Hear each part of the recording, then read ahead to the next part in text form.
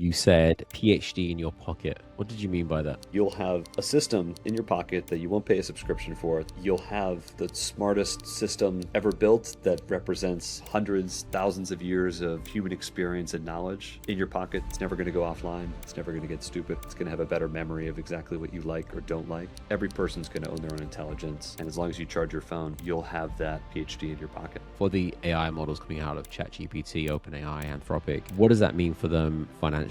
I think what we're going to see is a much more diverse explosion of models and applications that people own and run themselves. And right now, it's really just hackers that are doing this. But in the near future, we're going to see everyone's going to have the ability to have something downloaded that they own and run. You can see Anthropic actually making like this desperate attempt to cover everything. They do design, chat, coding. Now they're doing private equity stuff. They're doing marketing. They're doing legal. Can they win that all? There's actually just so much surface area. I find it difficult to believe.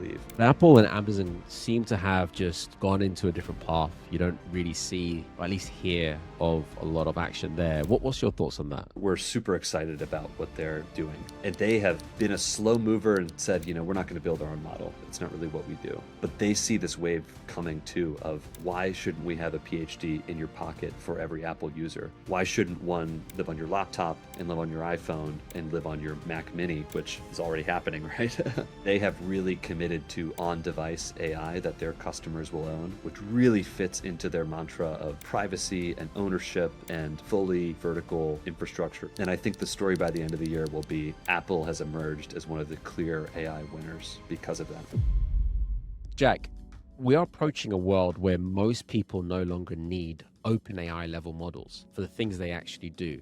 Would you say that's true? Yeah, absolutely. It didn't seem like we would get there till the end of 2026, but we are essentially already there. What does that mean? Because I think for a lot of our viewers and our listeners, majority being founders, investors, engineers, but for the non-technical folks, what does that mean for them? Yeah, I think if you look at Anthropic's last few releases, Opus 4.6, Opus 4.7, they're incredible models. They're really, really powerful. And they keep emphasizing these are really effective at the most difficult challenges. They're really great at the most difficult challenges. They're pushing the frontier on there's this extremely difficult thing and we can actually do something that was never been done before. But what's been catching up behind them is the open source models that are really good at, yes, less difficult problems, but that's becoming a bigger and bigger problem space of what they can solve. So kind of big open source models are already really good at the things that most people use chatbots for today. Definitely holding a conversation, doing research. They're really good at coding now, almost frontier level with Opus and from Claude and OpenAI. Most of the valuable work that you do using language models on a day-to-day basis can be done by open models already today. And then the thing that's amazing to us, these newest releases of smaller language models, specifically some of the Qwen models that have come out recently, are as good as the frontier big models, think from OpenAI and Claude, and the big open source models. Now you have tiny models that can fit on your laptop, potentially even on your phone, that can do that kind of frontier level work. We already have that already. They might not be good at the most difficult challenges, but the reality is most of the work you do on a day-to-day basis isn't the most difficult work. But for someone who's not technical, who's not in the industry like you and I am, and perhaps is a teacher, what would be a example of an open source model and one that they could have on their phone or their laptop, and what can they do with it? Yeah, absolutely. My sister's a fifth grade teacher, so I've talked to her about this a little bit. If you use ChatGPT to, let's say you are a teacher, you create lesson plans, you ask it for questions, help revise or give feedback to students or their parents, any of that work can be done for much cheaper using an open source model. And there's really two ways to use it. Number one, these all have kind of competing chatbots to OpenAI or Claude. And what's getting better and better is you can download essentially a really big file onto your computer that contains the actual model that you can then run and chat with yourself. And then instead of paying a monthly subscription, you own your own intelligence. It's never going to go offline. It's never going to get stupider. It's going to have a better memory of exactly what you like or don't like. And it's going to live on your laptop as long as that laptop has power. That's incredible. You think about technology and how it's evolved from the internet. It was very expensive. It was dial-up, and then broadband came along, and now it's getting cheaper and cheaper. And almost internet is becoming an essential asset. You need to have cloud storage was expensive with on-prem, then cloud comes along, and then you look at mobiles, they're getting cheaper and cheaper and cheaper. I don't even upgrade my phone anymore. I think I have an old iPhone. The question is that what you are basically stating here, that AI is going to play in a very similar field where maybe free models, completely open source models will, I think you mentioned this to me in our calls, you said the small models can do 95% of economically valuable AI work. Yeah, I think that's right. I think we're already there. And the model is probably the most important part of this entire ecosystem of what powers the intelligence at the other end of the line when you're doing a chat or you're doing some sort of work. The small models are really smart and they're only going to get better from here. And the question is, okay, so as the frontier models push out, they continue to do things that no one else can do. They do frontier AI research. They do research in physical sciences or biology that's never been done. That's going to be extremely valuable for those frontier labs. But the open source models are going to do what most people care about. Think software engineers, think teachers, doctors, people who are, working with computers every day, doing research, doing sales, that kind of work. The models are already smart enough, ones that can fit on your laptop. And I think, there's basically two directions then where the frontier labs are going to continue to push the envelope. They're going to do that work that no one's ever done before. What you've probably seen in the headlines is they're really starting to build out apps to use their models. So they've said, okay, we actually realize that this model revolution is coming. People can own their own intelligence. They won't need to come through us. So what have they done? They've built these frankly incredible number of products that you can interact with them. Think Claude Code and Claude Design and Claude Cowork and Claude Chat. And then you have Codex and ChatGPT and those things. And the question will be, do you want to pay a monthly subscription to use one of those products? Or do you want to own your own intelligence on your laptop or wherever it is? Is it like AI is going to become like electricity? Don't really care where it comes from. It just generates and we use it. In some ways, yes. In some ways, no. I think the threshold that we've been going after is can it do a given task? And once you reach the point of, okay, it can do this task, then you start to care about other things. How well does it know me? How well can I rely on it as it completes a number of tasks in succession? What's its personality? How quick is it? How much does it cost? Once you pass that accuracy threshold, those other questions come into play a lot more. What we really focus on specifically is a couple of those. We want your AI to be really fast. We want it to be really accurate, even as it encounters a lot of data over a really long period of time. That's really what my company Subconscious does specifically on top of open models. And I've talked to some companies who really think that personality is going to be the differentiator, that think that its ability to understand certain types of data. Think a model for doctors versus biopharma versus software engineers.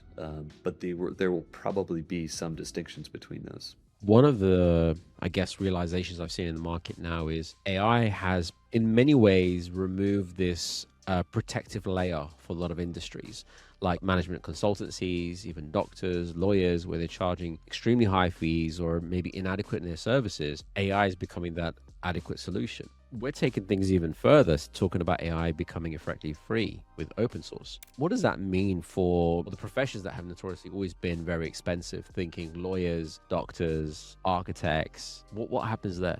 Yeah, it's a difficult question to figure out, because in any time frame that's reasonable over the next couple of years, as smart as the models will be, there's not enough trust built up to put all of your faith into these models. Do I really want to trust a model versus talking to an actual doctor? If I'm building a house for the first time, do I really want an AI system to do that instead of actually hiring an architect who's done that tons of times? If I have a very important, I'm on trial or I'm raising money for my company, do I really want to not talk to an actual lawyer at any point? Probably not. But they are smart enough to do a lot of that work. We'll probably see that shift, but not in the immediate short term. I think what I'm noticing, at least, and I agree with you, I don't think it's something where you're completely not going to use a lawyer or a doctor or an architect. But I feel there's maybe some elements of some industries and sectors where sort of the unit cost of that service is so high pre-AI. Now with AI, they can really focus on the higher level work where perhaps it's worth paying for a lawyer, if that makes sense. I think so. And I think it makes it much easier on their end to do a lot more meaningful work, potentially billing less hours. And then on our end, we can go into those conversations with a lawyer, with an architect, with a doctor, and use their time better also. So I think it'll come from both sides, but we'll still need human expertise, at least in any time scale that probably matters for our lives. I think, the mobile and the internet was a very transformational piece of technology that has transcended everywhere. I think for a lot of people, they don't quite realize what cloud does, and unless you know what cloud does because you use it, but if you're in the industry. But for mobile and for the internet, you don't have to be in tech to have used it. I think with AI, I just think about how fast it's changing on a weekly or on a bi-weekly basis. The technology is exponential. Yeah. The question I have for you, Jack, is when you look back at the last 6 months, just in the last 6 months, maybe the last 3 months, has there been a moment for you where you thought, okay, I did not expect AI to be where it is now at this rate? Yeah, absolutely. There was a moment when really the Qwen 3.5 open source models came out.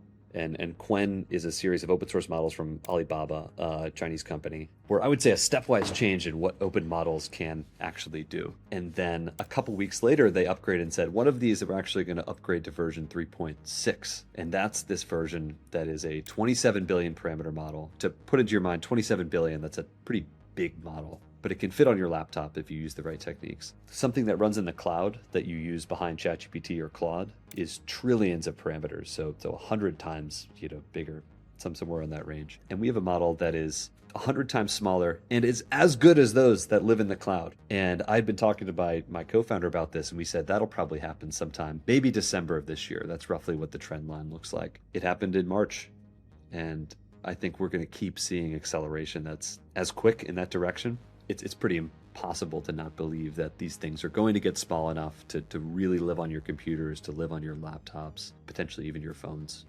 in the very near future. So we were just surprised about how quickly intelligence got compressed. That's impressive. Jack, you used the phrase on our previous call. You said PhD in your pocket. What did you mean by that? Yeah, you think what is really the benefit of these models getting so small so fast? And it really comes down to you'll have a system in your pocket that you won't pay a subscription for, that as long as you charge your phone, you'll have the smartest system ever built that represents hundreds, thousands of years of human experience and knowledge in your pocket to do whatever you need, whether you need to ask it questions, help plan or coordinate events, do research, maybe you wanted to do coding, whatever you want it to do, you'll have that capability. Today it's already in your pocket. You can download the ChatGPT app and use it. But what I'm talking about is something that will really, you'll own, that someone else can't turn off. That's not going to get stupider because ChatGPT has too many people using it and they're going to kick you off for the day. You have something that's really yours and lives in your pocket and understands you. And as long as you charge your phone, you'll have that, PhD in your pocket. From a valuation perspective, or the value of these companies, even the ones that are providing the GPUs like NVIDIA, maybe less of them, but for the AI models coming out of ChatGPT, OpenAI, Anthropic, what does that mean for them financially? I honestly think their valuations are justified. I think that the narrative, though, isn't quite right, where there won't be these two dominant forces that battle for Anthropic wins the enterprise and ChatGPT wins all of the consumer usage. I think what we're going to see is a much more diverse explosion of models and applications that people own and run themselves. And right now it's really just hackers that are doing this, people who are tinkering enough and have the strong enough computers to get that frontier intelligence on their own devices. But in the near future, we're going to see everyone's going to have the ability to have something downloaded that they own and run. I think it's going to have a lot of implications for what consumer AI looks like, what an individual asking questions, planning their life, asking for advice, doing work, both schoolwork and kind of business employed work means. But for businesses, I think there'll always be a need for some sort of cloud offering. There's certain things that you want to run for really long periods of time are going to need that kind of frontier power, but they might need smaller compute footprints than we think. But at the end of the day, my overall take is we're just scratching the surface of how useful these systems can be. They're only getting smarter. The trend lines aren't showing any signs of stopping. Personally, it's just made my work life really productive. And there's a couple things, here and there that I use in my personal life that I think is really fun that AI's brought to the world. There was a thing that I kept asking about 2 years ago: who's going to own the application layer? Who's going to be the big players in AI? We've got some incumbents here. We've got some companies here that are doing exceptional work, like Anthropic, like OpenAI. But in your opinion, who do you think, if any, is the jury still out on who the winners are in AI? I think it's pretty clear that Anthropic, OpenAI, probably Google also, they'll have models that do things that no one else can do. And they have the compute footprint to do that. They have the research scientists in order to train the models. They're going to push the bounds of what we thought was possible with AI. When it comes to, like I said, 95% of consumer AI use cases, there's going to be this explosion of what models can do. And there's just a number of open source models that are out there. So the cat's out of the bag, and what's powering any given app is totally up for grabs. I think what the surface looks like how does someone actually interact with that, is also pretty up for grabs. You can see Anthropic actually making like this desperate attempt to cover everything. I mean, they do literally like design, chat, coding. Now they're doing private equity stuff. They're doing like marketing. They're doing legal. Can they win that all? Maybe, but there's actually just so much surface area. I find it difficult to believe. And then when you come down to individuals who are using chatbots, there's some value to having built up a lot of context within a given app that the first one you use for a long period of time, you're probably going to use for a long time. But I think we're really just starting to see these things like really penetrate into people's lives. And it feels like the playing field is still open. Somewhat of a sticky piece of software, but let's say you're using it personally and it's on your phone. And as you said, you can use it personally for a number of different use cases. Yeah. You're teaching it constantly who you are, what you like, what you had for dieting or for exercising, your health or hobbies. And it's interesting to think how sticky these technologies are, because I know you can migrate it over to a different model, but you kind of become attached to it because it knows you. And it's interesting also that you say Anthropic, OpenAI, and Google, because I recently had Andrew Dye, who is the founder of a new company called Alorian that just raised 50 million. And Andrew was in the research lab at Google Brain. He worked with the founders of OpenAI, Anthropic, and the entire topic that we really touched on during the podcast was all about the culture of that particular team and how they became, I think at the end I said it was the Google mafia, similar to the PayPal mafia. It's really fascinating to see this new shift happening. But if you were to pick a player, and then think about this as far as like, let's use the cloud era with AWS and GCP and Microsoft's Azure. Where do you think Anthropic is, OpenAI and Google, if you were to sort of look at them in comparison to the cloud as we are right now? You know, we're recording this in May 26, so this will probably go out towards the end of this month. But as of this moment right now, who do you say is the biggest players, the biggest out of the three? I'll go from, first of all, our preferences as a team. We use a lot of the Anthropic models ourselves, like as our models have gotten better. We're trying to use more of our own, but we really like Anthropic, and for a number of reasons. I think number one, their models seem to outperform the others. Number two, they've really just completely dominated the mind share among developers. Everything from Claude Code to they developed the MCP, to they developed all of these tools. They developed skills, different things that developers all over the world use now, whether you're using Anthropic or not. And then they just seems like they continue to dominate the news cycle with constant releases. So I would say they are likely number one. Number two, I would actually say right now is Google. I'm an ex-Googler myself. I worked at Google for a number of years on their search team. I just think they've done a really excellent job. Their Gemini models are really strong. They're very friendly to working with developers and new companies. Their Notebook LM product is pretty great, and they've continued to come across as like a very good, respected player in the space.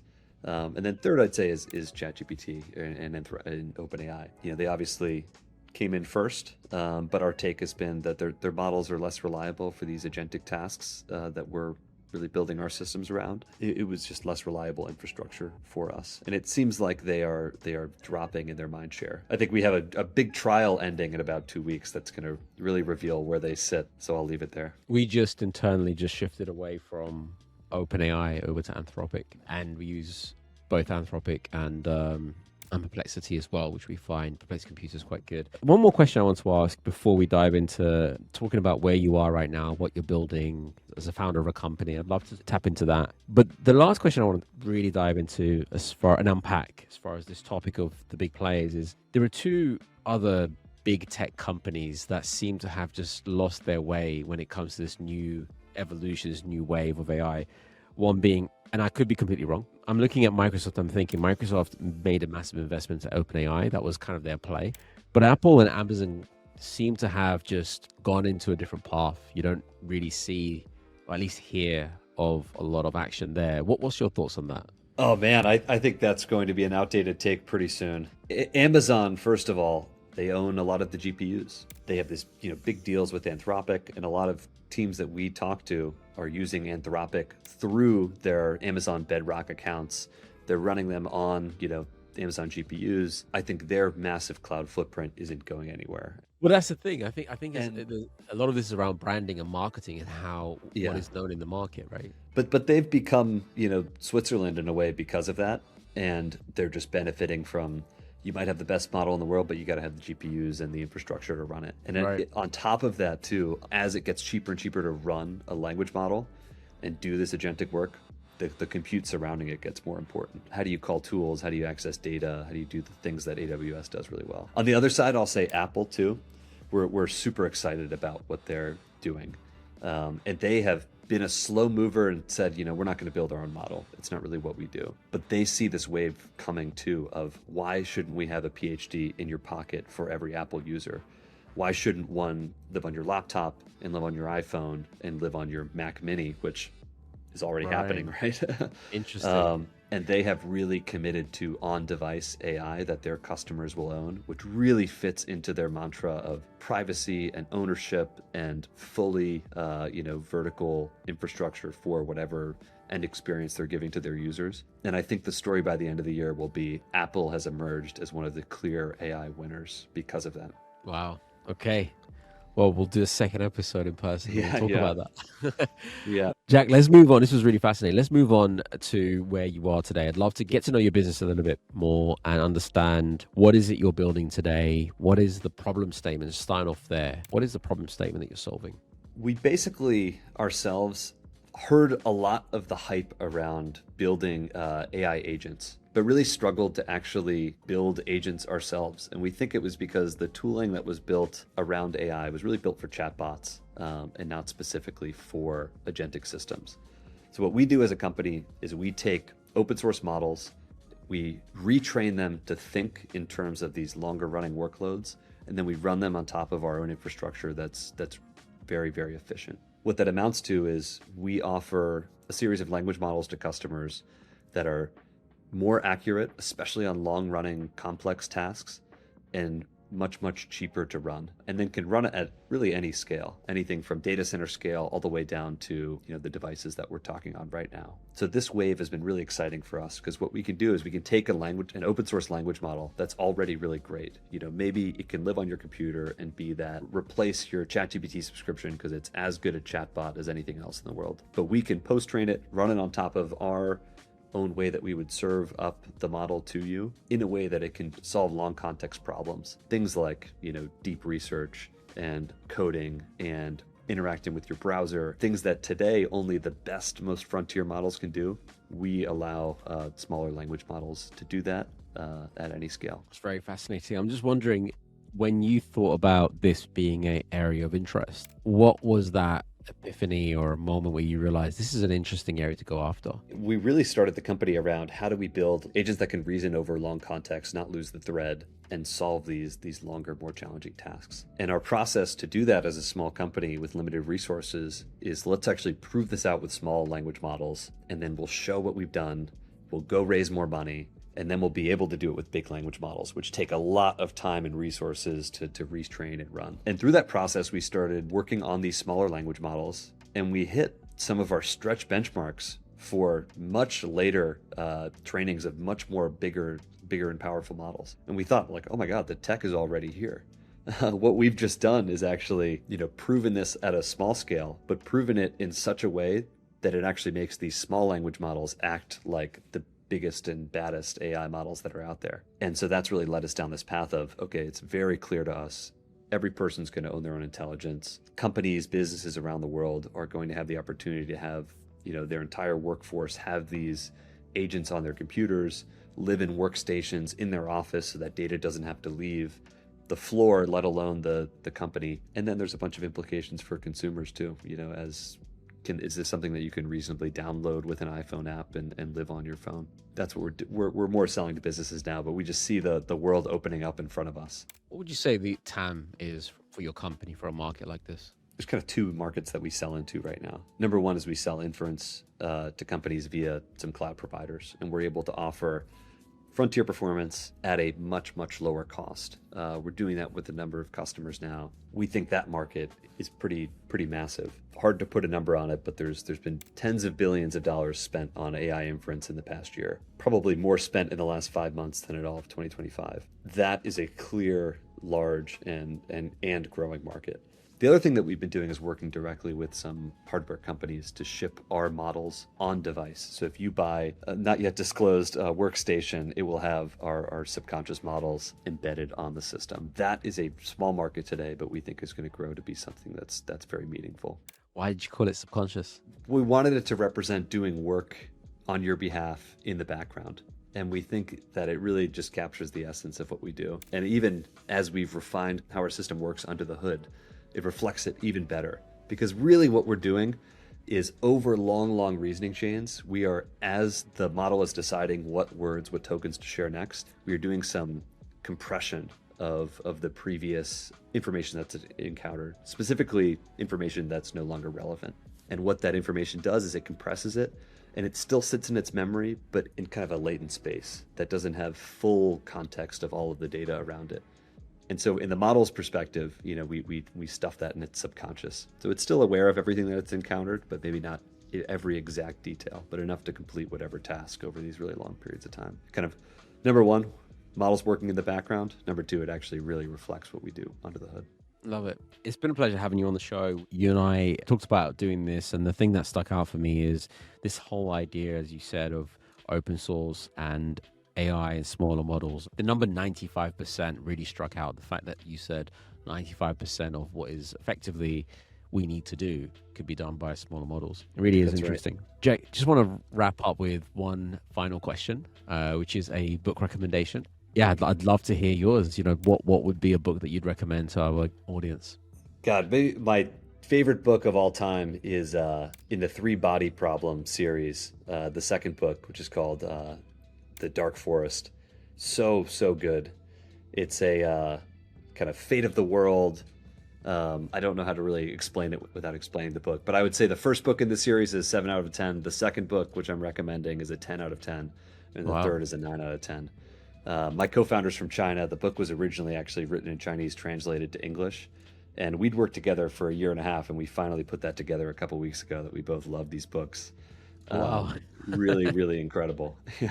Nice Definitely worth, Yeah. Well, nice timing for this podcast. Thank you so much for the recommendation. Thank you for your time. Yeah, I wish you all the best of luck. It's really interesting, the area that you're tackling. It's a very important topic, which is why I wanted to do this. And when you talk about such large numbers in terms of the impact on what this really looks like going forward, AI in your pocket.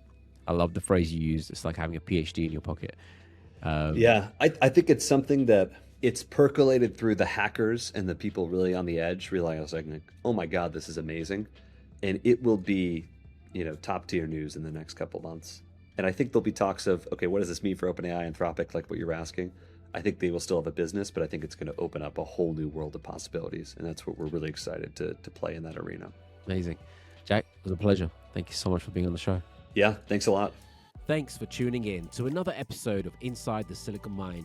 This podcast is powered by Harrison Clark.